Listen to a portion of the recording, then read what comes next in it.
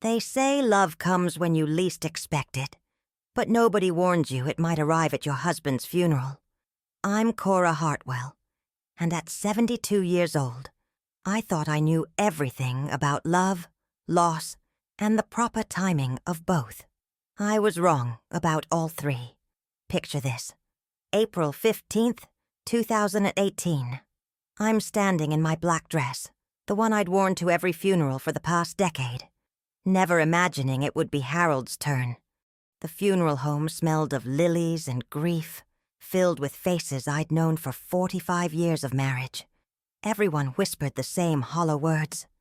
He's in a better place now. At least he's not suffering anymore. But here's what nobody expected, including myself. Across that crowded room, a pair of kind blue eyes met mine, and for the first time in months, I felt truly alive. What would you do if in your darkest moment of grief, you suddenly felt a spark of something you thought was gone forever? Would you embrace it, or would you run from the guilt? Hello there, before we dive into the story, I'd love to know what country or city you're tuning in from, so please drop a comment below.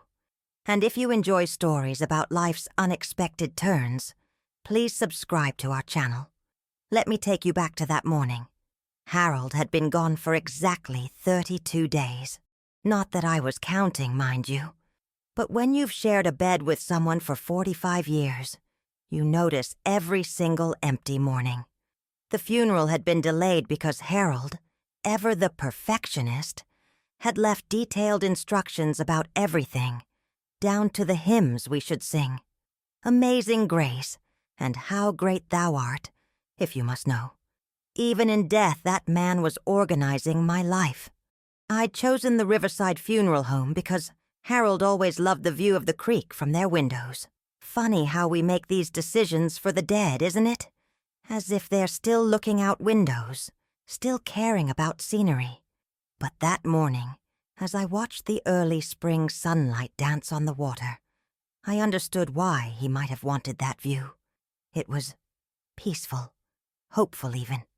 The service was scheduled for 10 o'clock, but people started arriving at 9:30. That's small-town courtesy for you. My daughter Isabella was there, of course, looking perfectly composed in her navy suit, clipboard in hand like she was managing a board meeting instead of her father's funeral. She'd flown in from Chicago 3 days earlier and had been reorganizing my entire life ever since. "Mother, you can't possibly stay in this big house alone," she'd said at least 20 times. My son Michael stood beside her, shifting uncomfortably in his rarely worn tie, stealing glances at his phone. At 46, he still couldn't sit still for more than 5 minutes, just like when he was 6. The funeral director, Mr. Peterson, approached me with that practice sympathy they teach in mortuary school. "Mrs. Hartwell, we're expecting quite a crowd. Your husband was well loved in this community." He was right. Harold had taught high school mathematics for 38 years. Half the town had learned algebra from him, including some who were now teaching their own children. But then, just as I was mentally preparing for the ordeal ahead, something shifted in the atmosphere of the room. I felt it before I saw him. You know that sensation when someone is watching you?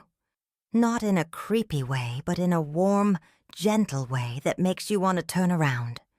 That's exactly what happened. I turned, and there he was. Tall, silver-haired, with those remarkable blue eyes I mentioned. He was standing near the guest book, pen in hand. But he wasn't writing. He was looking at me with an expression I hadn't seen, directed my way in years. Not pity, not the awkward sympathy everyone else wore like uncomfortable shoes.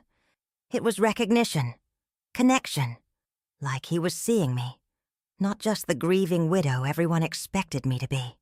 Our eyes met for perhaps 3 seconds, but it felt like minutes. My heart did something it hadn't done since I was 21, and Harold first asked me to dance at the Harvest Moon Festival. It skipped, actually skipped, like some teenager with a crush. Then Isabella touched my elbow. "Mother," Reverend Williams wants to speak with you before the service begins." The spell was broken, but the feeling remained, settling in my chest like warm honey. During the service, I found myself stealing glances at this mysterious man. He sat in the middle section, 4th row from the front. I noticed he knew all the hymns by heart, sang with a rich baritone that somehow made "Amazing Grace" sound less mournful and more hopeful. When Reverend Williams spoke about Harold's dedication to his students, the stranger nodded knowingly. When my son Michael gave his eulogy about fishing trips and baseball games, the man smiled a small private smile that suggested he understood something about Harold that perhaps I didn't. The strangest part? I should have been consumed with grief. I should have been thinking only of Harold, of our 45 years together, of the empty house waiting for me. Instead, I found myself wondering who this man was, why he seemed so familiar, and why his presence made me feel less alone in a room full of people. After the service, as people moved toward the fellowship hall for the traditional post-funeral lunch, he approached me. My heart hammered against my ribs like a caged bird. "Mrs. Hartwell?" His voice was gentle with just a hint of nervousness. "I'm Theodore Blackwood. My friends call me Teddy. I don't expect you to remember me, but Harold and I were childhood friends. We lost touch after high school, but I heard about his passing and—" He paused, looking down at his hands. "I had to come pay my respects. Theodore Blackwood. Teddy." Suddenly, pieces of conversations with Harold over the years clicked into place. "Little Teddy Blackwood," Harold used to say, telling stories about building tree forts and catching fireflies. "Wonder whatever happened to that kid." "Of course," I heard myself saying, though I felt like I was watching someone else have this conversation. "Harold mentioned you often. He wondered about you." Teddy's face lit up in a way that made him look decades younger. "He did. That means more than you know. We had some grand adventures when we were boys. He was the brother I never had. And right there, standing beside my husband's casket, I felt something I thought was buried forever. Chemistry. Attraction. The dangerous, wonderful flutter of possibility. What was I supposed to do with that? Now, before you start thinking I'm some heartless woman who forgot her husband before the dirt settled on his grave, let me tell you something about my marriage to Harold. It wasn't the fairy tale everyone assumed it was. Don't get me wrong, Harold was a good man, a decent provider, and a devoted father. But passionate? Romantic? Well, let's just say, after the first few years, our conversations rarely ventured beyond grocery lists and weather reports. You see, I married Harold when I was 21, and desperately in love with the idea of love. He was 19, fresh out of high school, with plans to become a teacher and dreams of a simple, predictable life. And that's exactly what we built together. Simple. Predictable. Safe. For 45 years, I knew exactly what Harold would say when he woke up, what he'd eat for breakfast, and what time he'd fall asleep watching the evening news. But standing there talking to Teddy Blackwood, I remembered what it felt like to be surprised by someone, to feel that delicious uncertainty of not knowing what they might say next. "Would you perhaps join me for coffee sometime?" Teddy asked, his hands fidgeting with his car keys. "I'd love to hear more stories about Harold. I imagine you have quite a few." I should have said no. Any sensible widow would have said no. Instead, I heard myself saying, "I'd like that very much." 3 days later, we met at Mabel's Diner on Elm Street. I'd changed my outfit 4 times that morning, settling on a blue cardigan that Isabella had given me for Christmas. "It brings out your eyes, Mother," she'd said. I wondered if Teddy would notice. He was already waiting when I arrived, standing up like a gentleman as I approached the booth. He'd chosen the corner spot, away from the usual coffee crowd, and had already ordered us both coffee. "I hope you don't mind," he said. But I remembered Harold mentioning you liked it with cream, no sugar. The fact that Harold had talked about how I liked my coffee during some long-ago conversation with his childhood friend made my throat tighten. It was such a small thing, but somehow it felt enormous. "Tell me about the tree fort," I said, stirring my coffee and trying to ignore how natural it felt to sit across from this man I barely knew. Teddy's eyes crinkled when he smiled. "Oh, that old thing. We built it in the oak tree behind the Methodist church. Took us all summer when we were 12. Harold was the architect, naturally. Drew up these elaborate plans with measurements and everything. I was just the muscle, hauling boards and nails up into that tree." He chuckled, shaking his head. The thing probably violated every safety code imaginable, but we felt like kings up there.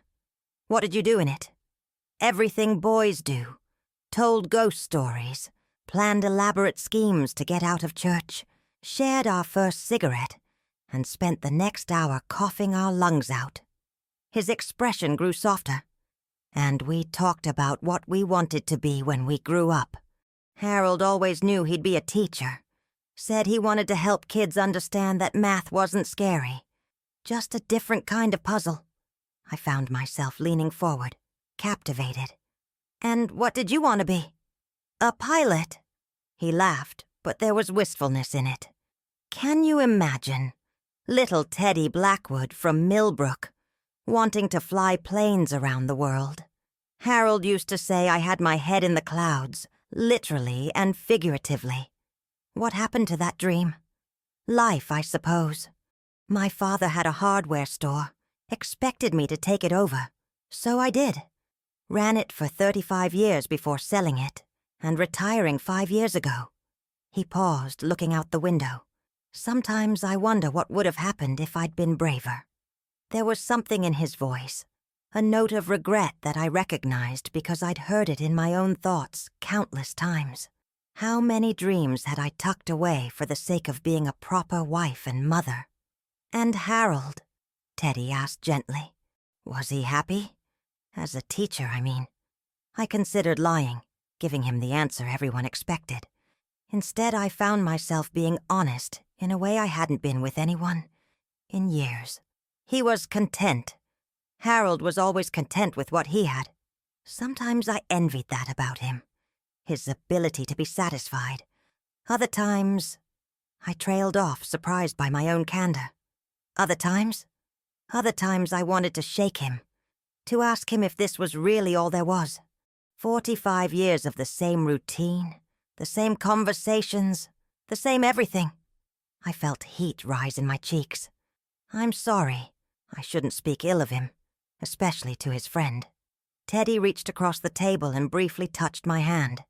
It was the first time a man had touched me with tenderness since Harold's last lucid day, and the contact sent electricity up my arm.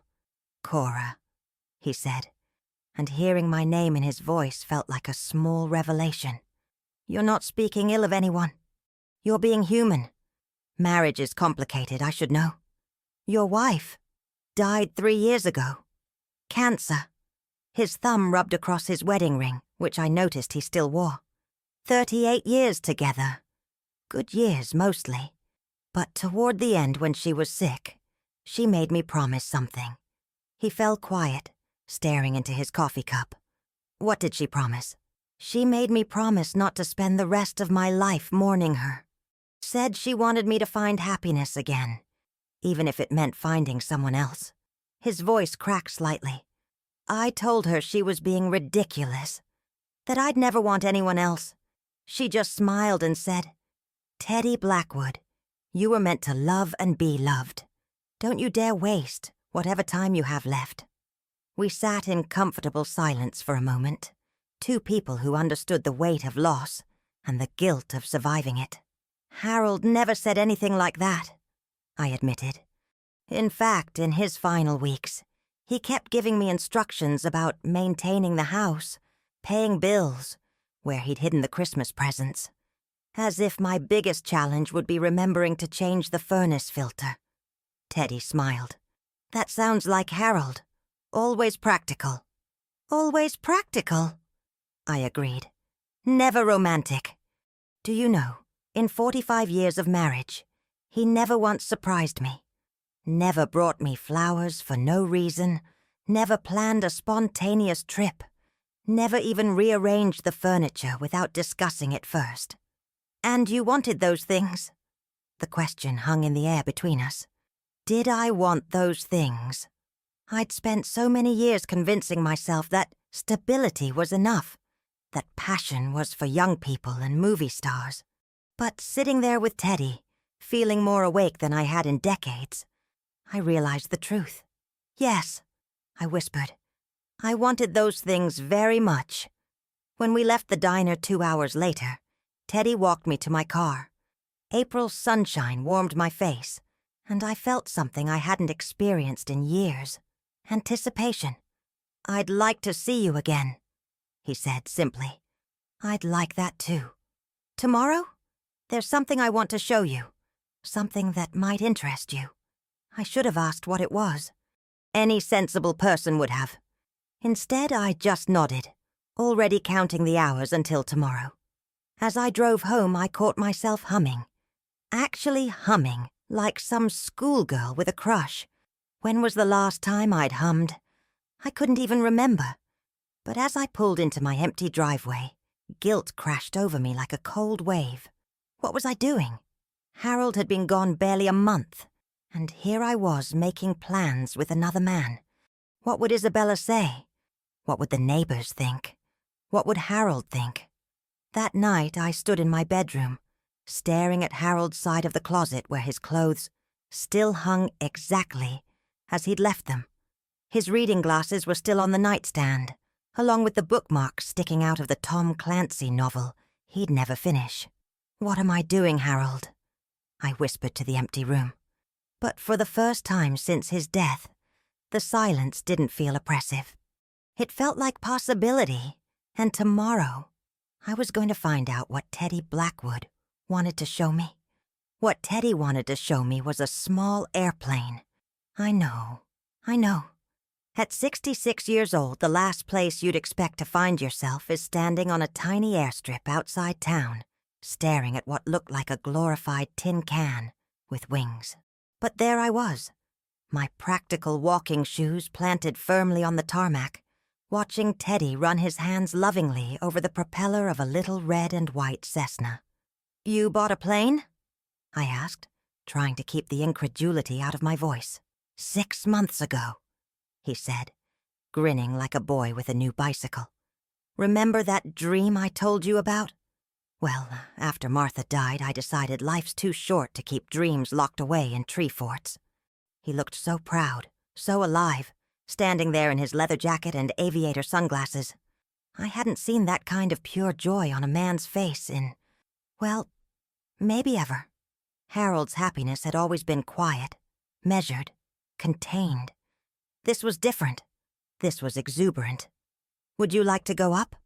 He asked. Now, if you'd told me a month ago that Cora Hartwell would even consider getting into a small aircraft, piloted by a man she'd known for exactly 4 days, I'd have suggested you check yourself into the nearest psychiatric facility. But there I was, nodding yes before my practical brain could object. 20 minutes later, we were airborne. I'd never seen the world from above before. Harold had always said flying was an expensive way to get scared, and we'd driven everywhere for 45 years. But up there, watching our little town shrink below us, seeing the patchwork of farms and forests spread out like a quilt, I understood why people talk about flying as freedom. It was magical. There's our house, I shouted over the engine noise, pointing down at the white colonial that had been my entire world for so many years. It looks different from up here, doesn't it? Teddy called back. He was right. From the air, it didn't look like the center of the universe anymore. It just looked like one small house among hundreds, one small life among thousands. The realization was both terrifying and liberating. When we landed, my legs were shaky, and my heart was pounding. but I felt more alive than I had in decades. Teddy helped me out of the cockpit, his hand steady and sure on my arms. "So?" he asked, searching my face. "That was—" I paused, looking for the right word. "That was extraordinary. We went for lunch after that, and then a walk around the lake. Before I knew it, the entire day had slipped away.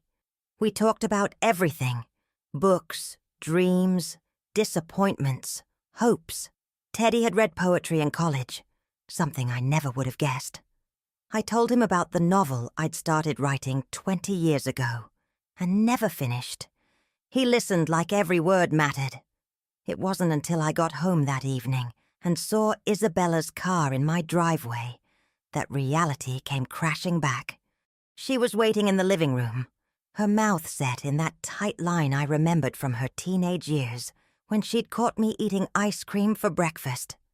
"Mother, where have you been? I've been calling you all day." "I was out," I said, feeling ridiculous for being defensive in my own home. "Out where?" "Mrs. Henderson saw you at the airstrip, with some man. She said you got into a plane with him." Isabella's voice rose with each word. "A plane, Mother? You could have been killed." I'd like to pause here and invite you lovely viewers to subscribe to our channel if you're enjoying this story, because things are about to get very complicated, and I have a feeling you won't want to miss what happens next. "His name is Teddy Blackwood," I said, hanging up my jacket with hands that weren't quite steady. "He was your father's childhood friend. I don't care if he was the Pope's childhood friend. It's been a month, Mother. 1 month since Daddy died, and you're gallivanting around town with strange men. He's not strange. He's kind and interesting, and you barely know him." Isabella stood up, pacing like a caged animal. "What would Daddy think about this?" That question hit me like a physical blow. What would Harold think? The Harold I'd known for 45 years would have been appalled. He'd have said I was making a spectacle of myself, that people would talk, that it wasn't proper. But would that have been fair of him? "Your father is gone, Isabella," I said quietly. "That doesn't mean you can just forget about him and move on like he never existed." "I'm not forgetting about him. But I'm not dead either." The words hung in the air between us, sharp and painful. Isabella's face crumpled, and for a moment she looked like the little girl who used to crawl into my lap when thunderstorms scared her. "I miss him too, you know," she whispered. "I miss him, and I'm scared of losing you too. And I don't understand how you can be laughing and flying in airplanes when I can barely get through a day without crying." My heart broke a little. In my rediscovery of myself, I'd forgotten that my children were grieving too. I moved toward her, wrapping my arms around my grown daughter. "Oh, sweetheart, you're not going to lose me. I'm right here." "Are you, though?" Because the mother I know would never get into a plane with a stranger. The mother I know wouldn't be out all day without telling anyone where she was going. She was right, of course. The mother she knew wouldn't do those things. But maybe that mother had been asleep for too long. Over the next few days, word spread through town like wildfire. Millbrook isn't a large place, and news travels fast, especially when it involves a recent widow and a mysterious man with an airplane. The phone started ringing. "Cora, dear," said Mrs. Patterson from church, her voice dripping with false concern. "I heard you've been seen around town with Harold's friend. I just wanted you to know that people are talking." "Let them talk," I replied, surprising myself with my boldness. "Well, I just think you should know that some people are saying it's unseemly, that you should be in mourning longer." After I hung up, I stood in my kitchen, shaking with anger and hurt. Unseemly. As if there were a rule book somewhere that dictated exactly how long a woman should grieve before she was allowed to feel joy again. The next morning, Teddy called. "I was wondering if you'd like to go to the farmer's market on Saturday," he said. "They have the most amazing fresh peaches, and I thought we could make a picnic of it." Before I could answer, doubt crashed over me. What if people saw us together again? What if Isabella was right? What if I was being selfish and foolish and... Cora, you still there? I'm here, I said softly. Teddy, maybe we should slow down a bit. People are talking, and my daughter is upset, and I'm not sure I'm ready for... this. The silence stretched between us, and I could practically feel his disappointment through the phone. I understand, he said finally. The last thing I want is to cause problems for you. It's not you, I said quickly. It's just... complicated. It doesn't have to be. But he was wrong about that.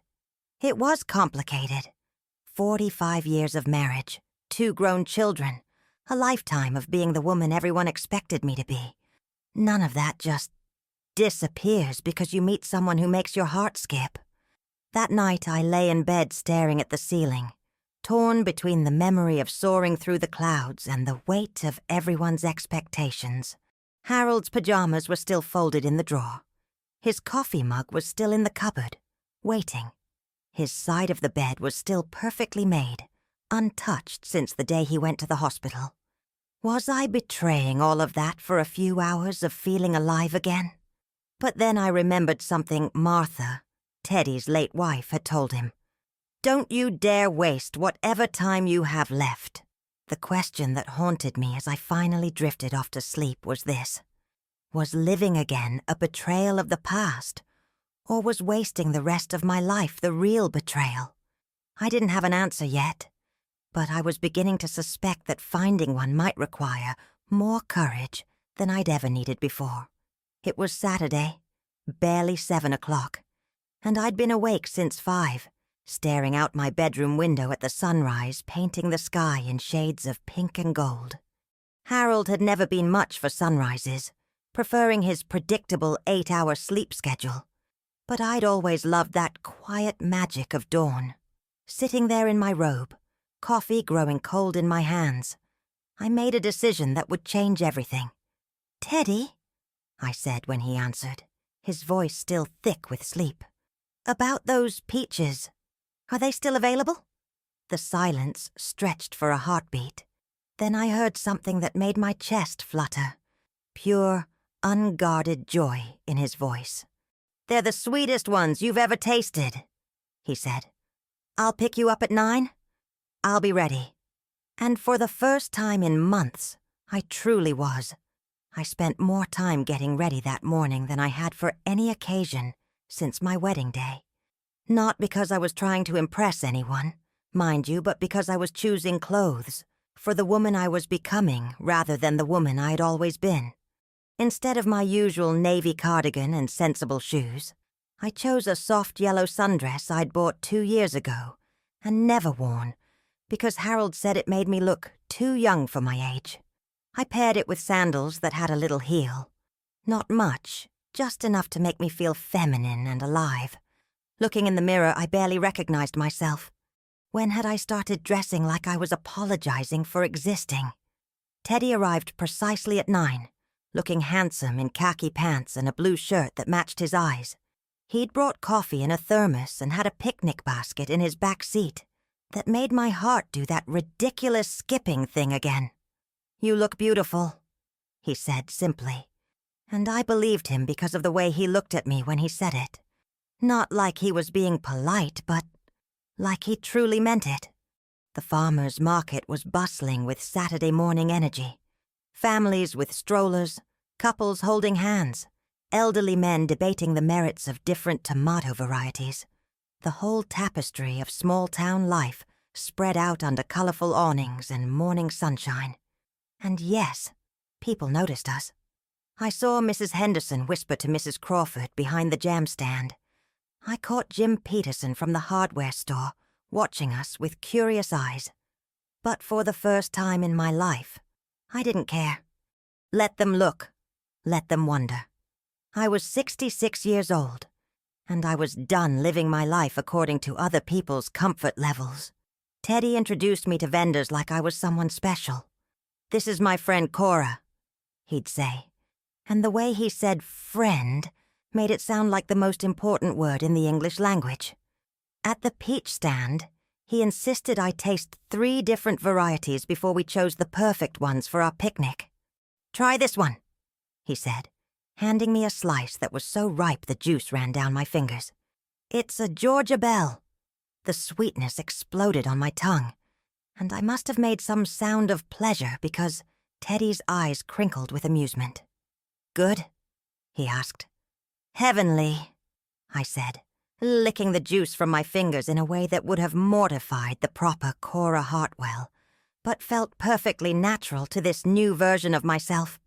We bought peaches, fresh bread, local honey, and cheese that smelled like heaven itself. Teddy insisted on carrying everything, and when I protested that I was perfectly capable, he leaned close and whispered, "Humor an old-fashioned gentleman, would you?"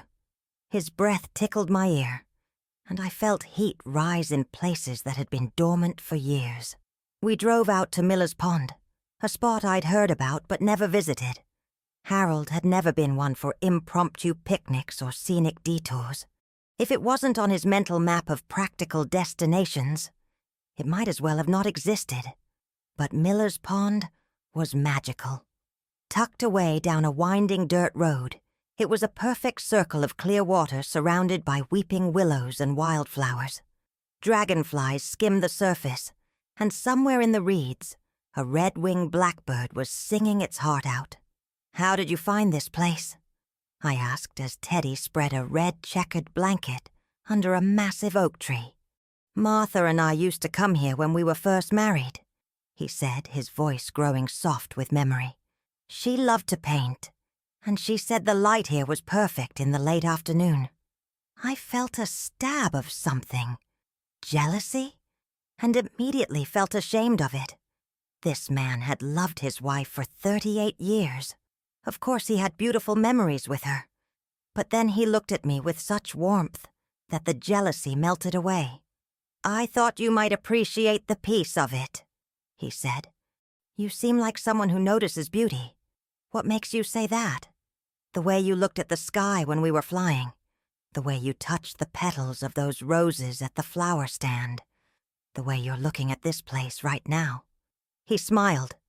"Harold was lucky to have someone who saw the world the way you do." We settled on the blanket with our picnic spread between us, and for a while we just ate and watched the water. The peaches were indeed the sweetest I'd ever tasted, and when combined with the fresh bread and honey, they made a meal fit for royalty. But it wasn't the food that made the afternoon special. It was the conversation that flowed as naturally as the gentle breeze across the pond. "Tell me about that novel you mentioned," Teddy said, leaning back on his elbows. "What was it about?" I felt my cheeks warm. Oh, it was silly. Just a story about a woman who inherits her grandmother's house and finds letters hidden in the walls. Love letters from the 1920s that reveal family secrets. That doesn't sound silly at all. It sounds fascinating. Why didn't you finish it? The question hung in the air like a challenge. Why hadn't I finished it? Because Harold said writing was a waste of time. Because Isabella needed help with homework and Michael needed rides to baseball practice.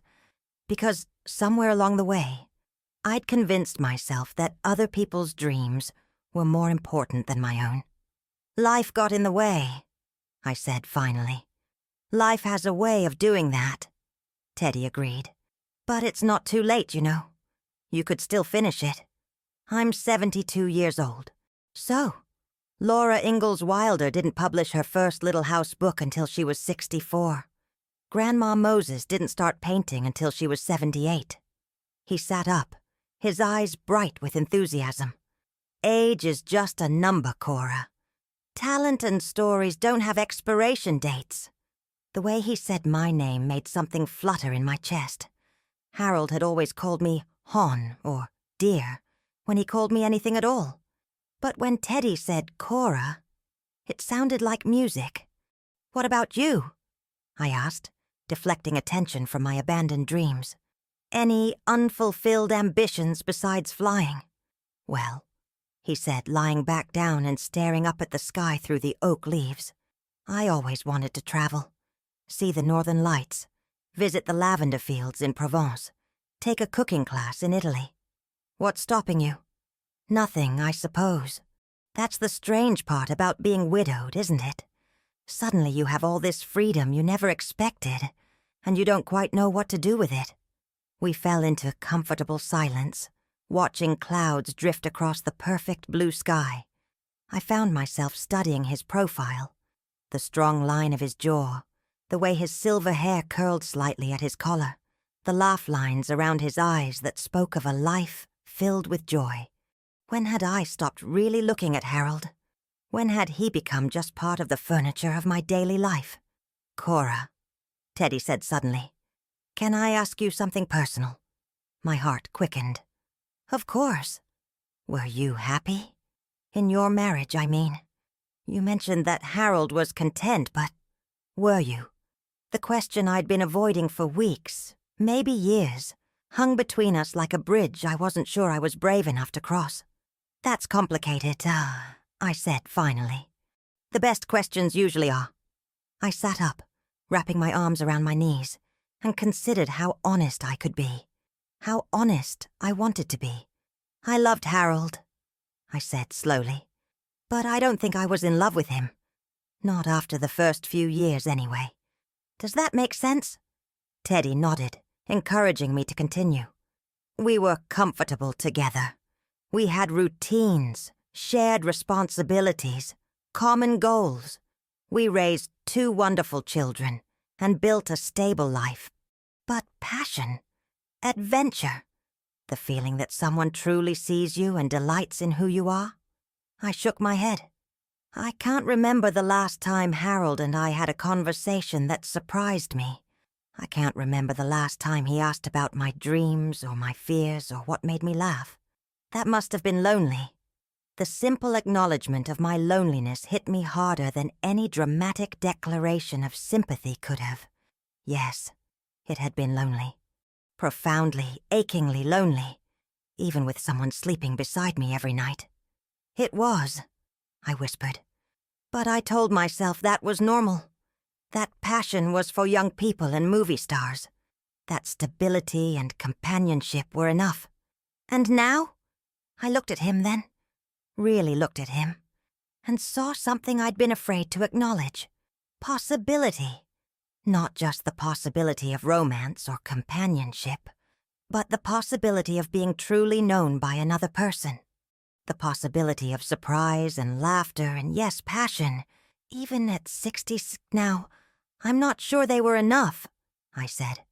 Teddy sat up then, and suddenly we were very close. Close enough that I could see the flecks of green in his blue eyes, close enough to smell his aftershave and something else, something uniquely him. "Cora," he said softly, "I need you to know something. I'm not looking to replace Martha, and I would never want to replace Harold in your heart. But I'm hoping there might be room for something new, something ours." My breath caught in my throat. "Teddy, I know it's complicated.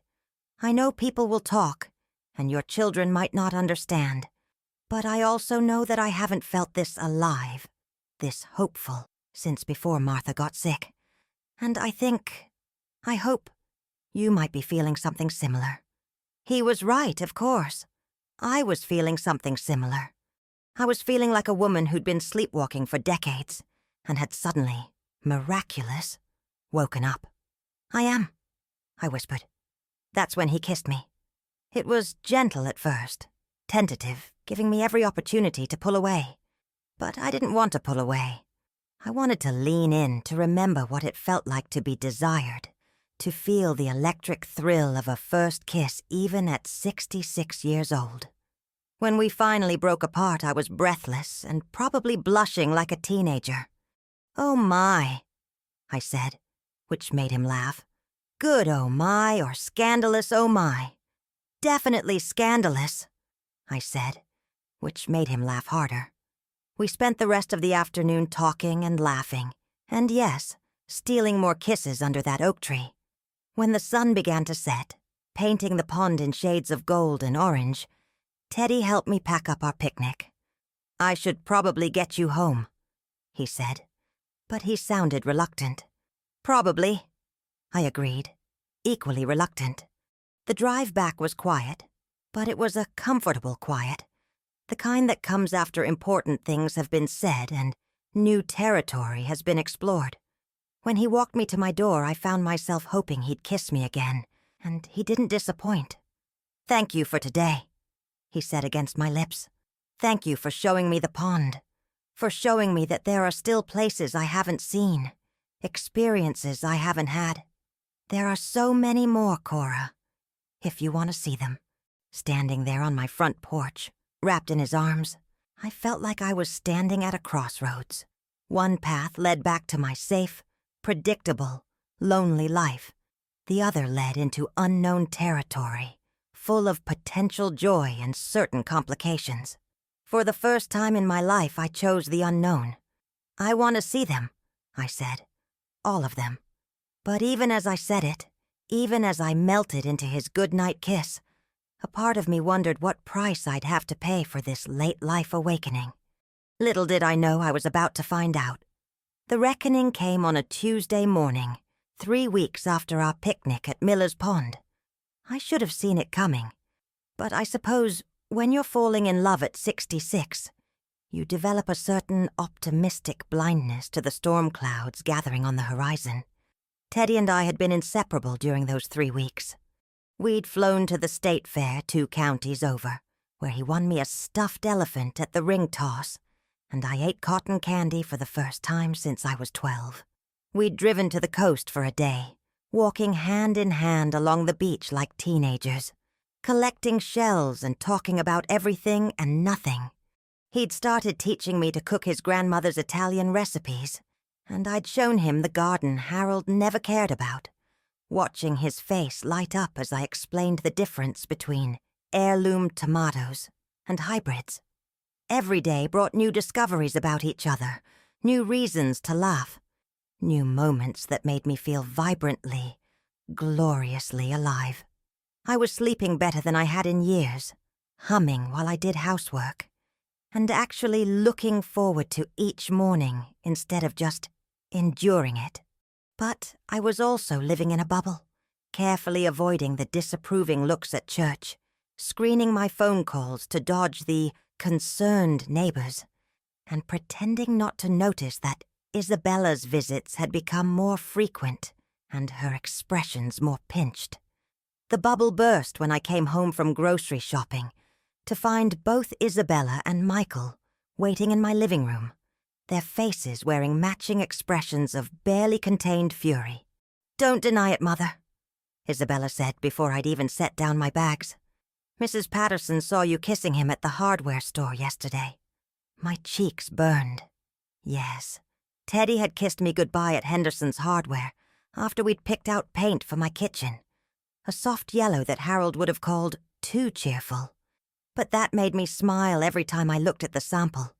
It had been a quick, sweet kiss, the kind married couples share 100 times without thinking. But apparently, it had caused quite a stir. "I'm 66 years old," I said, hanging up my coat with hands that weren't quite steady. "I don't need permission to kiss someone." "In public?" Michael spoke for the first time, his voice tight with embarrassment. "Mom, people are talking. My kids are hearing things at school. Sarah Morrison asked Tommy if it was true that his grandma had a boyfriend." The way he said boyfriend made it sound like something dirty, shameful. The word hit me like a slap, and I felt myself shrinking back into the woman I'd been before Teddy, apologetic, diminished, ashamed of wanting more than what I'd been given. "What exactly are people saying?" I asked, though I wasn't sure I wanted to hear the answer. Isabella stood up, pacing the living room like a prosecutor addressing a jury. "They're saying you're making a fool of yourself, that you're chasing after some man like a desperate widow who can't stand to be alone. They're saying it's disrespectful to Daddy's memory. And what do you think?" I asked quietly. "I think they're right." The words exploded out of her. "Daddy has been gone for 2 months, Mother. 2 months. And you're parading around town with his childhood friend like some cougar." The word hung in the air between us, ugly and sharp. I'd never heard my daughter speak to me with such contempt, and it cut deeper than all the neighborhood gossip combined. "Isabella," I said, my voice shaking. "That's enough." "Is it?" "Because from where I'm standing, it's not nearly enough. Do you have any idea how humiliating this is? How it looks? My friends are asking me if you've lost your mind. My own mother acting like a teenager with her first crush." "Maybe," said a voice from my doorway. "You should ask your mother how she feels, instead of telling everyone else how she should feel." We all turned to see Teddy standing in the doorway, holding the keys I'd given him the week before. He must have heard the shouting from outside, and his face was carefully controlled, but I could see the hurt in his eyes. "You have no right to be here," Isabella snapped. "This is a family matter." "Actually," Teddy said, stepping into the room with quiet dignity, "I have every right that Cora wants to give me, but I can see that my presence is causing distress, so I'll leave.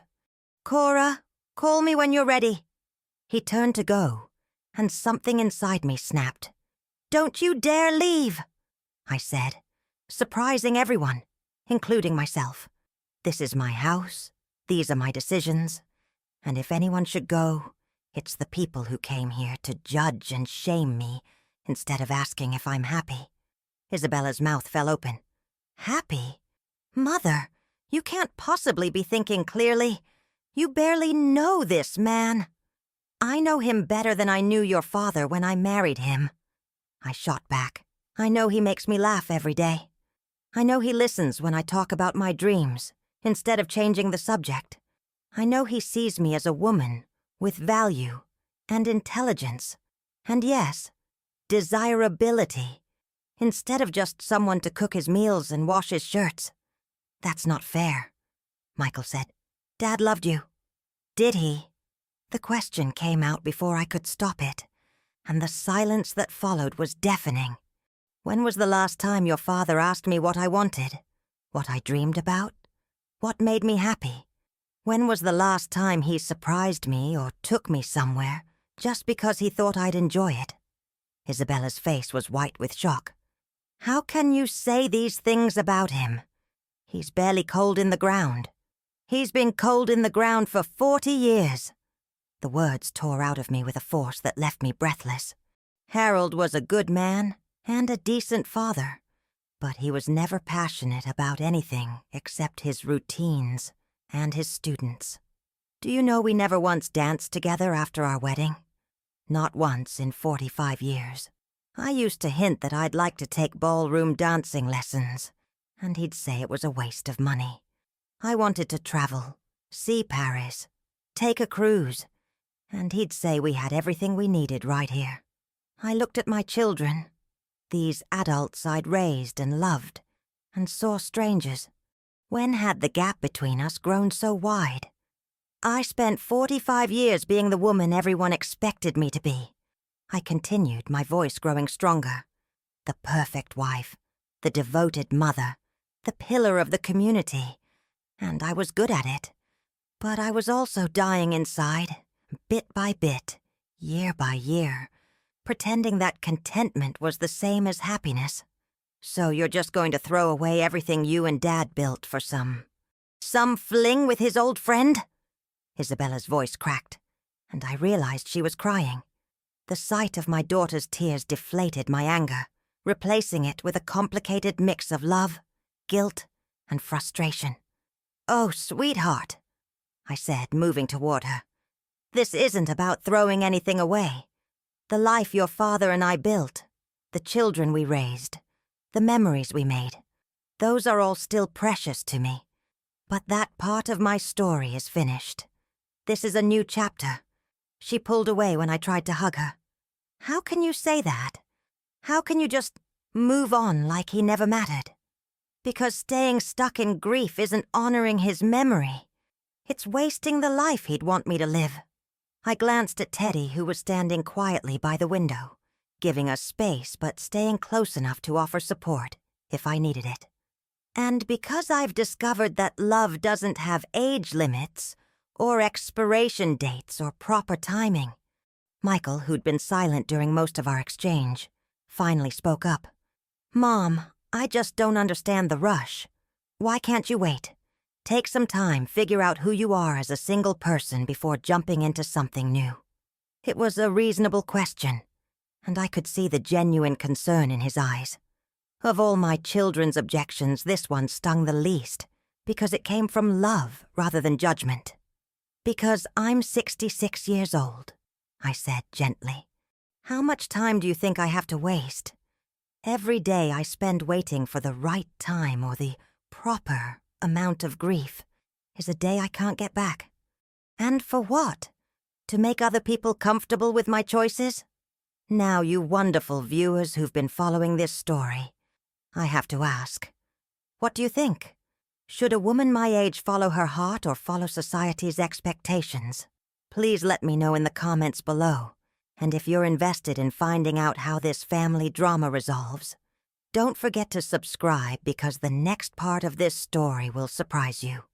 Isabella wiped her eyes with the back of her hand, looking young and lost despite her 49 years. "I just miss him so much, Mom.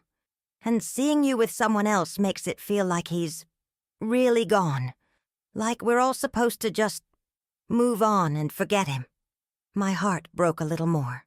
In my own journey of rediscovering myself, I'd forgotten that my children were still processing their grief, still learning how to exist in a world without their father. "Come here," I said, opening my arms. And this time she didn't pull away. I held my daughter while she cried, stroking her hair like I had when she was small, and the world seemed too big and scary. "We're not forgetting him," I whispered. "We're just learning that love doesn't end when someone dies, and it doesn't get used up when we find it again. There's room in my heart for your father's memory, and for new feelings too." Michael joined our hug, and for a moment we were just a family trying to figure out how to heal together. But when Isabella pulled back, her expression had hardened again. "I can't support this, Mom. I won't pretend it's okay just to make you feel better about what you're doing. I'm not asking you to pretend anything," I said.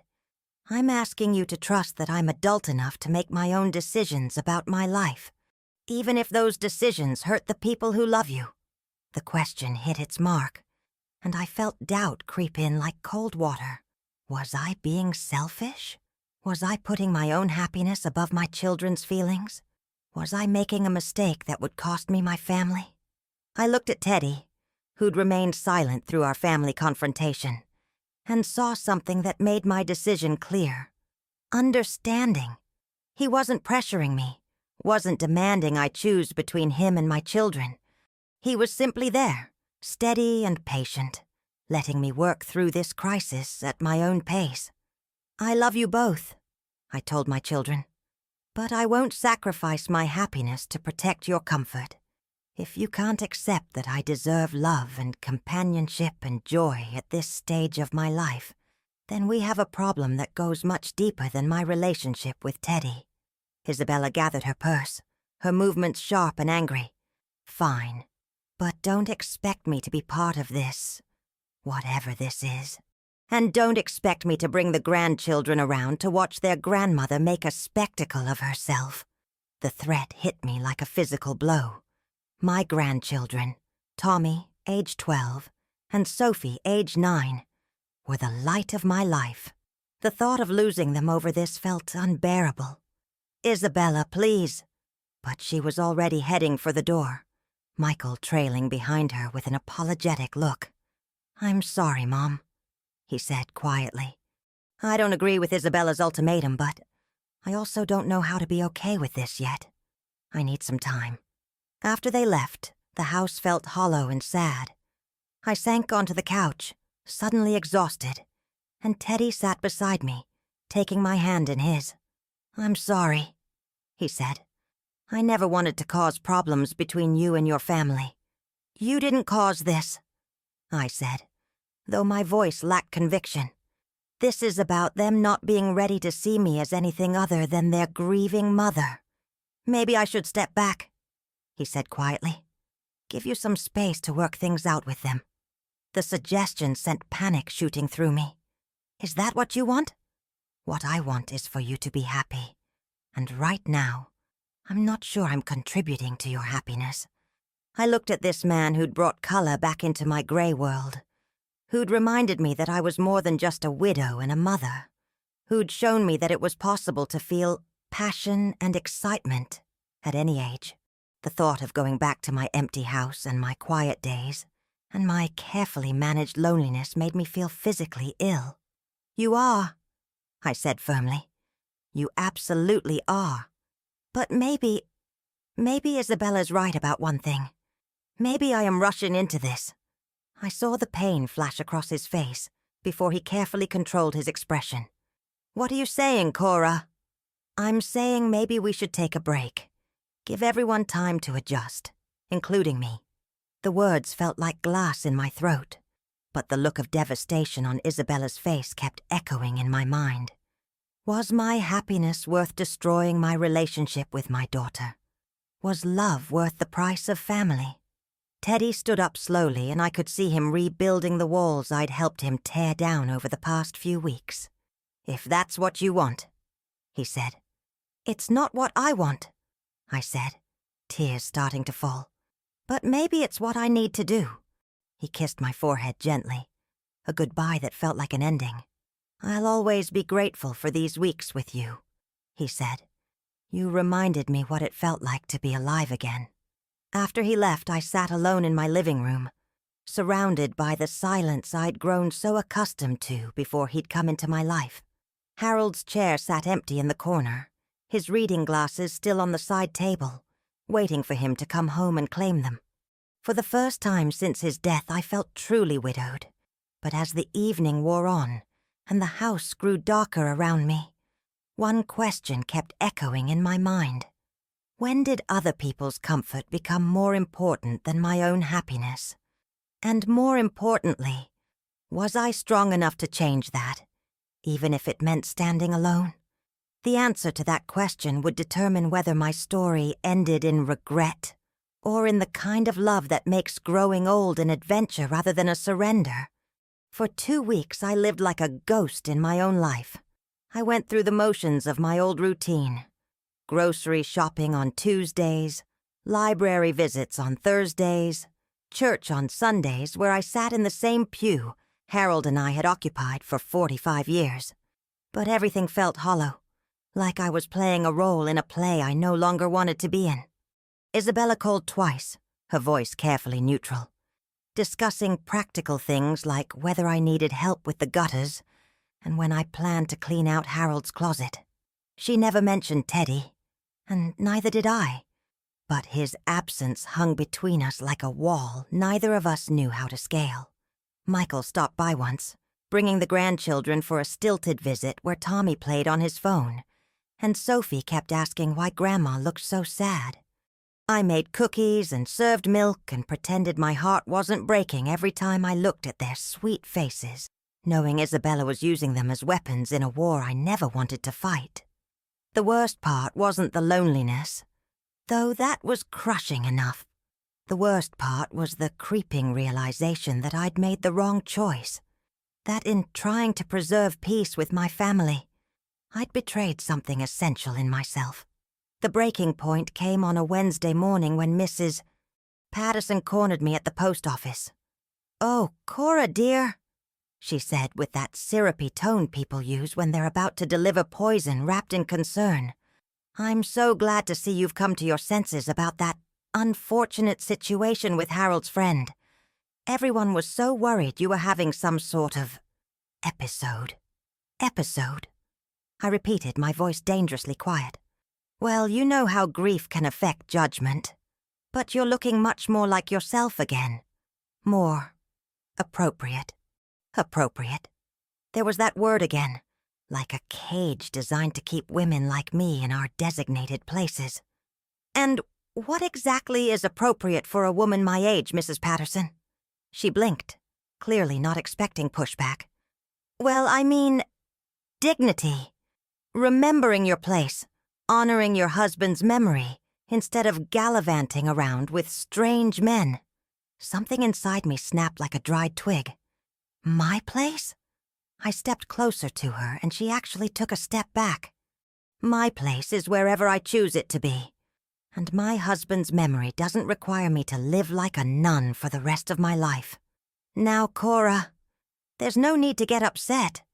Oh, but there is. There's every need. Because you and the rest of this town seem to think that a woman becomes invisible the moment she becomes a widow. That she should be grateful for scraps of leftover life, instead of reaching for real happiness. Mrs. Patterson's mouth opened and closed like a fish gasping for air. I was just trying to help. No, you were trying to control. There's a difference. I left her standing there and walked home, my heart pounding with a mixture of fury and exhilaration. It was the first time in 2 weeks that I'd felt truly alive. That afternoon I did something I hadn't done since Harold's death. I went up to the attic. I'd been avoiding it because that's where we'd stored everything that didn't fit into our carefully organized life downstairs. Holiday decorations, old photo albums, boxes of papers Harold had insisted on keeping, just in case. But I wasn't looking for any of those things. I was looking for a specific wooden chest I'd glimpsed years ago and then forgotten about.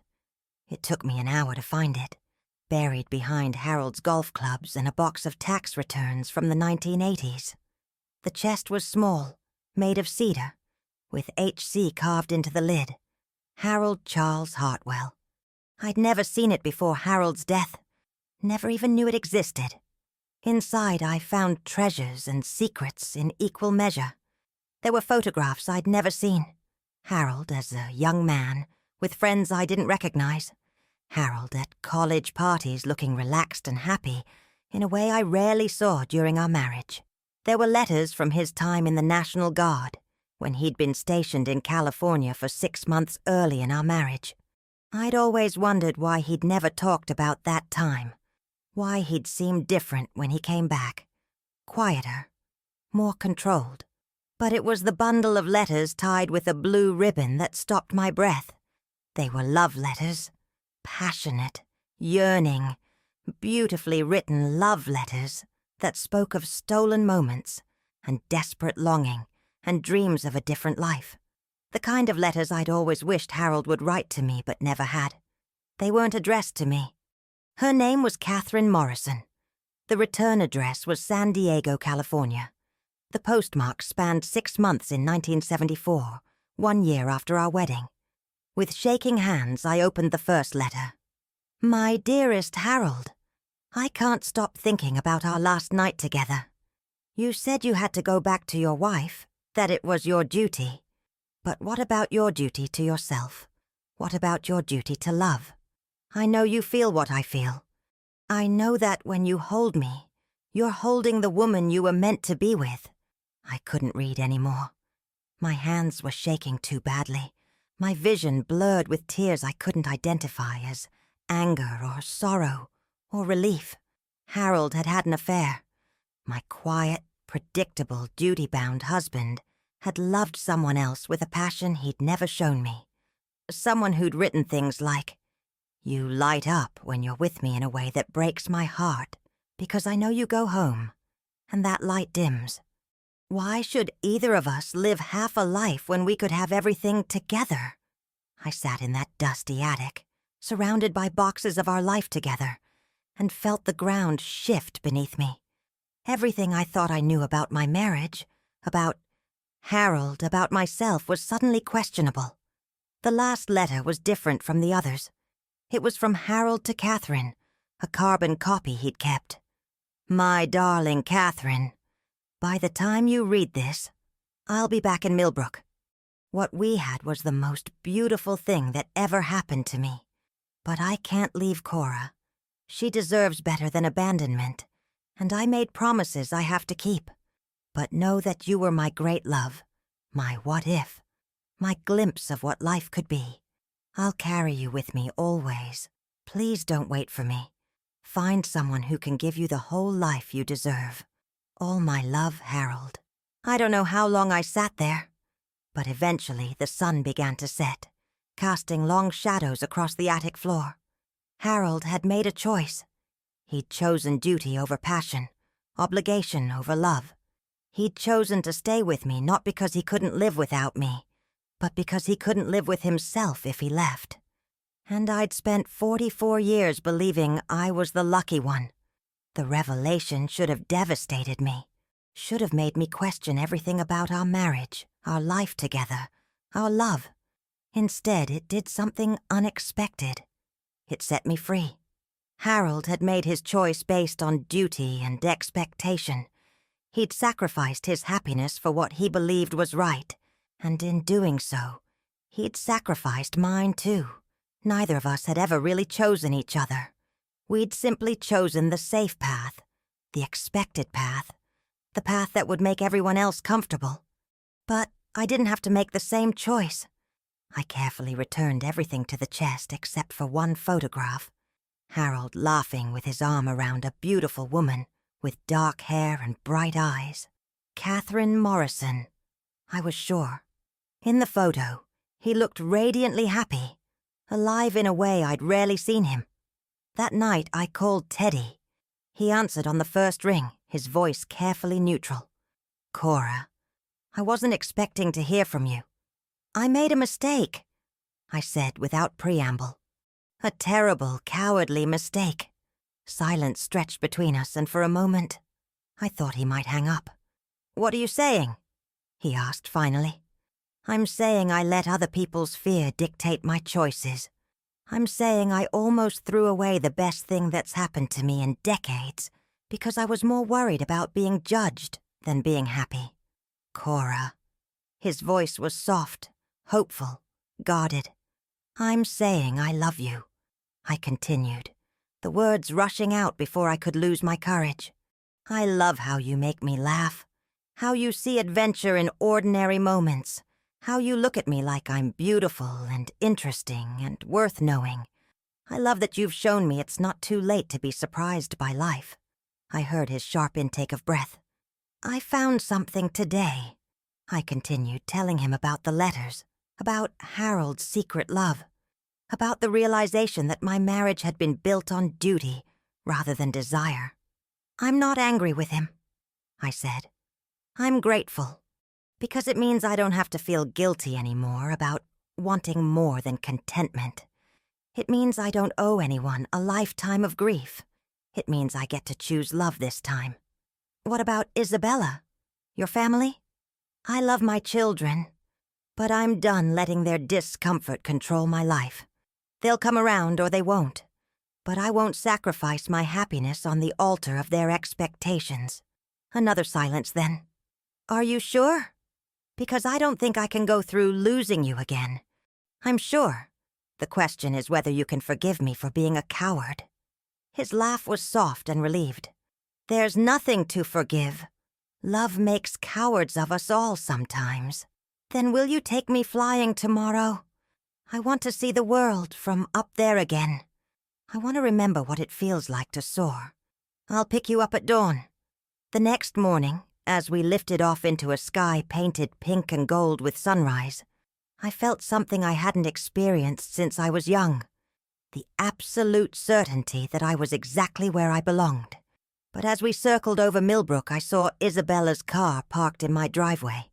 Even from the air, I could see her standing on my front porch, hands on her hips, waiting. "Looks like we have a welcoming committee," Teddy said through the headset. "Let them wait," I said, surprising myself with my boldness. "I'm not ready to come down yet."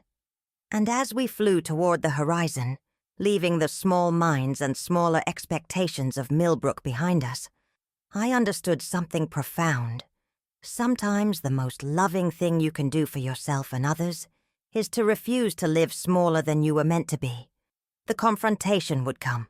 Probably harsh words and ultimatums and tears.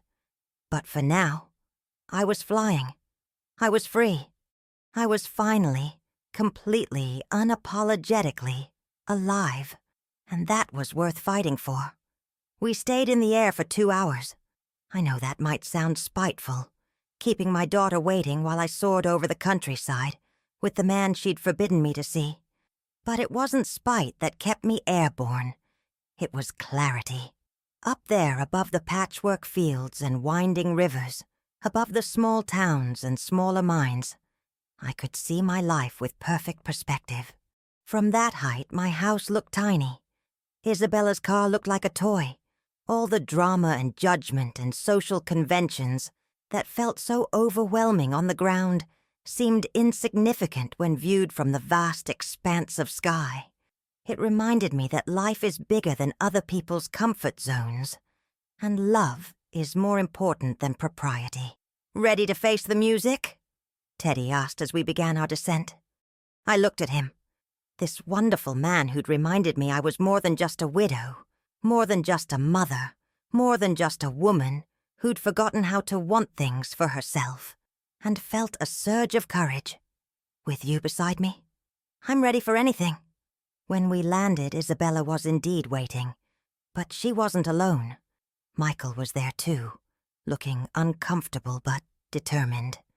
And to my complete surprise, so was Father McKenna from St. Mary's, where I'd attended church for 3 decades. "Oh, good," I muttered as Teddy helped me down from the cockpit. "They've brought reinforcements." But as we approached the group gathered on my front lawn, I noticed something unexpected in Isabella's posture. She wasn't standing with her arms crossed in her usual confrontational stance. Instead, she was hugging herself, looking young and uncertain, and almost vulnerable. "Mother," she said as we got close enough to talk, "we need to discuss this situation." "Isabella," I replied, surprised by how calm my own voice sounded. "You brought Father McKenna. Should I be concerned you think I need an exorcism?" Despite everything, Michael chuckled, and even Father McKenna's mouth twitched with what might have been amusement. "Mrs. Hartwell," the priest said gently, "Isabella asked me to come because she's concerned about you, about your friendship with Mr. Blackwood here." He nodded politely at Teddy. "She feels you might benefit from some spiritual guidance." I looked at this man who'd baptized my children, who'd presided over Harold's funeral, who'd known our family for years, and felt a familiar stab of disappointment. Even he was here to tell me how to live my life. And what spiritual guidance would that be, Father? That widows should remain in perpetual mourning? That love has an expiration date? That God frowns upon happiness after 65? Father McKenna held up a gentle hand. "Actually, Mrs. Hartwell, I was hoping to understand your perspective. Isabella has shared her concerns, but I'd like to hear from you." His response surprised me. I'd been braced for judgment, not curiosity. "My perspective is simple, Father. I'm a woman who spent 45 years in a marriage built more on duty than passion, who raised 2 wonderful children, who always did what was expected of her. Now, at 66, I've found someone who makes me feel alive and valued and excited about tomorrow.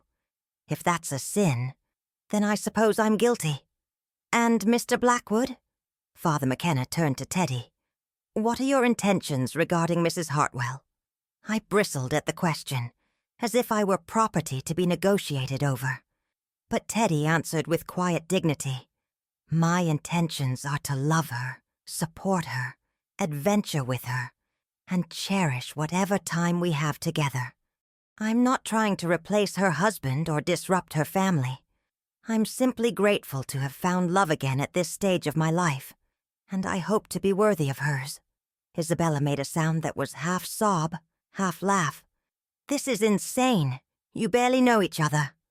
"Isabella," I said, turning to face my daughter fully, "I need to tell you something about your father, something I discovered yesterday. I told them about the letters, about Catherine Morrison, about Harold's affair, and his choice to stay married out of duty rather than love. I watched my children's faces transform as they processed this revelation about the man they'd idolized. "That's impossible," Isabella whispered. "Daddy would never. He was devoted to you. He was dutiful to me, I corrected gently. There's a difference, and knowing that doesn't diminish the good man he was, or the family we built together. But it does free me from the guilt of moving on. Michael sat down heavily on my front steps. I don't understand any of this. You and Dad seemed happy. We were content, I said, sitting beside him. And for a long time I thought that was enough. But contentment isn't the same as joy, sweetheart. Compatibility isn't the same as passion. Your father and I had a good partnership, but we didn't have a great love. And you think you have that with him? Isabella gestured toward Teddy, who was standing quietly beside Father McKenna. I looked at the man who'd brought color back into my world, who'd reminded me that adventure doesn't end at 60, who'd shown me what it felt like to be truly seen and cherished. I think I have a chance at it, I said. And at my age, chances like this don't come around twice. Father McKenna spoke up then, his voice thoughtful. Mrs. Hartwell, may I ask you something? Do you believe God wants you to be happy? The question caught me off guard. Yes, I suppose I do. Then perhaps this isn't about what's proper or expected. Perhaps it's about recognizing grace when it appears in your life, even if it comes in an unexpected form. Isabella stared at the priest. Are you saying you support this? I'm saying that love, real, genuine, faithful love, is always a blessing, regardless of when it arrives in our lives. I've counseled too many people who waited for the right time to pursue happiness, only to discover that time doesn't wait for our readiness. He looked at me with kindness in his eyes. Mrs. Hartwell, you've been a pillar of this community for decades. You've raised good children, supported your husband through his career, volunteered countless hours for church activities. If anyone has earned the right to choose her own path, it's you. I felt tears prick my eyes. I'd been so prepared for judgment that acceptance felt overwhelming. But what about the gossip? Isabella asked, her voice small. What about what people will say? What about it? I asked gently.